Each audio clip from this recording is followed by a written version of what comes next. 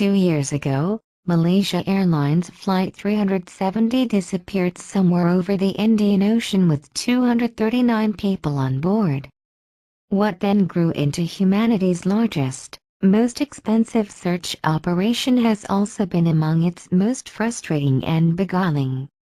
Investigators have found only one real bit of evidence, a wing flap that washed up on the shores of Reunion, near Madagascar. It was pretty useless, because it spent nearly 500 days bobbing around on the ocean's surface. All it indicates is that the plane crashed into the water, likely to the east. The search for MH370 has centered on a 46,000 square mile patch of the Indian Ocean, about 1,200 miles due west from Perth, Australia.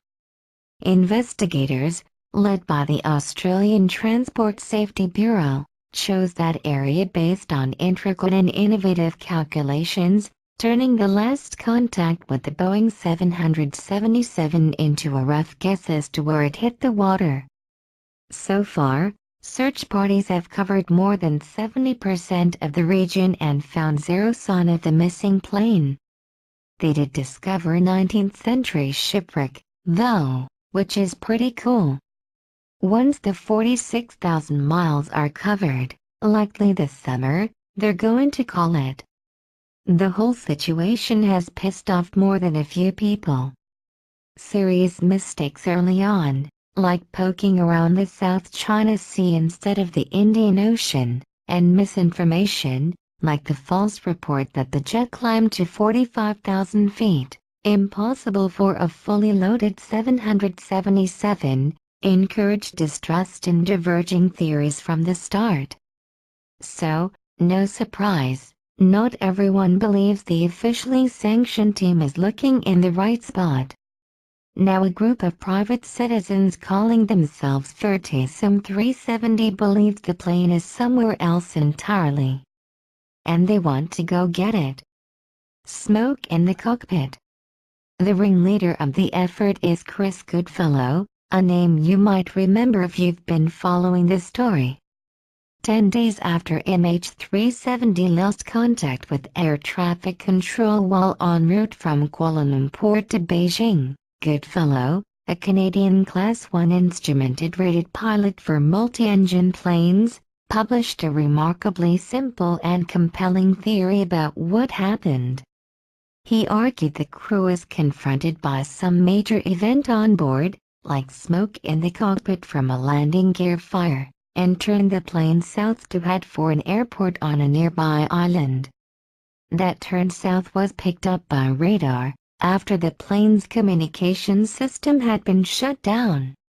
The flight crew was overcome by smoke and the plane continued on the heading, Goodfellow theorized, until it ran out of fuel or the fire destroyed the control surfaces and it crashed.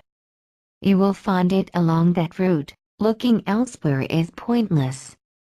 The theory became enormously popular, largely because it was the rare explanation that really seemed possible. It didn't rely on elaborate criminal schemes. It seemed to fit the basic facts of the flight. As James Fallows, himself a pilot, said at The Atlantic, his explanation makes better sense than anything else I've heard so far. It's one of the few that make me think, yes, I could see things happening that way.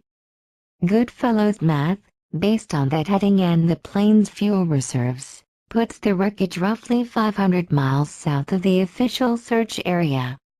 He and Simon Gunson, a private pilot who co-founded the MH 370 Facebook group, want to find a way to shift the focus to where they believe it belongs. And if no one believes them, they say they'll go do it themselves. We need to get a group together to do some crowdfunding to search further south, Gunson says. Goodfellow and Gunson are not aircraft accident investigators. They haven't flown 777 jets.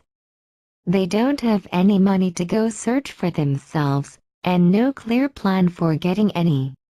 But there's also reason to believe they're right. Or, at least, to believe they're right to think the official search is focused on the wrong place.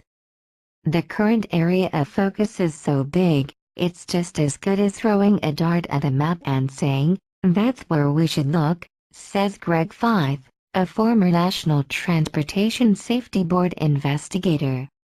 To be clear, Fife doesn't believe Goodfellow's theory. He says a fire would have brought the plane down right away, but he isn't surprised the search hasn't turned up anything so far. The investigators try to zero in on at least a high probability area, or at least an area of probability, since it was the best they could do given so little information. That information is based on a few data points collected from space. If a tracking station on the ground doesn't hear from a plane for an hour, it sends a message, via a satellite, to see if the plane's still in reach. The plane automatically sends a reply to indicate it's still logged on. MH370 replied to that message, bouncing it off the satellite, 7 times. That's called a handshake. That tells you the plane was still in the air, but if you want to know where it was, get your slide ruler. All investigators could determine was how far the plane was from the satellite, based on how long each reply took to come back. Even figuring that out was a major pain. British communications firm Inmarsat, whose satellite was chatting with the 777, created a formula to account for the differences in signal frequency, thanks Doppler effect, that the ground station expected to receive and the one it actually measured. It also accounted for the estimated velocity of the plane relative to the satellite, aircraft dynamics, meteorological info, and fuel burn to identify the plane's most likely final destination. Hogwash, says Goodfellow. He argues that the math relies on too many tricky variables to be useful, and that all it can prove is that the plane flew for at least 6 hours after losing contact with air traffic control. In a report explaining the process, the Australian Transport Safety Bureau said it validated the data by using the same process to predict where other, tracked planes were, with an 85% success rate. Goodfellow and Gunson put their faith in other potential evidence, satellite images taken between 1 and 2 weeks after the plane's disappearance. They seem to show hundreds of pieces of debris about 500 miles south of the sanctioned search area. Records from the Australian Maritime Safety Authority, which coordinated the surface search in the weeks after the crash, show ships and aircraft searching those areas without finding solid evidence of the plane. Goodfellow and Gunson believe that response was inadequate, and those images of debris represent one of just 2 concrete observable data points. The second is that the co-pilot's cell phone tried to connect to a cell phone tower in Penang, confirming the plane had turned around after leaving Kuala Lumpur and was headed south. Gunson admits the task is daunting. The reason the search for MH370 has cost so much money and taken so much time is that it's focused on a patch of ocean that's very deep and very remote, with about 6 months of bad winter weather every year. It's like looking for a 200-foot-long plane in Pennsylvania, if Pennsylvania were totally dark, had never been mapped, and stretched 13,000 feet down. Going rogue. So, now what? Goodfellow and Gunson don't have a detailed plan. They talk about crowdfunding the necessary money, or finding a wealthy patron to fund the project, James Cameron, maybe, or Robert Ballard. Or China. Right now, they're focusing on raising the profile of their Facebook group and finding like-minded folks. And if they want to mount their own search, eventually they'll need a whole bunch of cash. The official operation to date has cost somewhere north of $100 million, but Gunson says the MH370 crew could get by with about $5 million, since the area they're focused on is much smaller than the current region of interest. Frankly, it's hard to imagine an unvarnished success.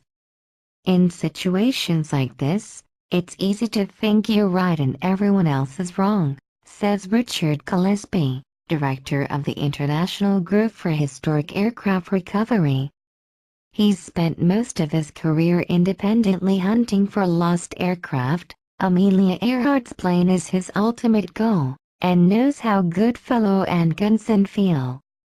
People become invested in their theory, and they will resist to an incredible degree anything that says they're wrong. Goodfellow and Gunson insist they're not in this for glory, and that they're not tied to a single theory. They just want the world to know what happened.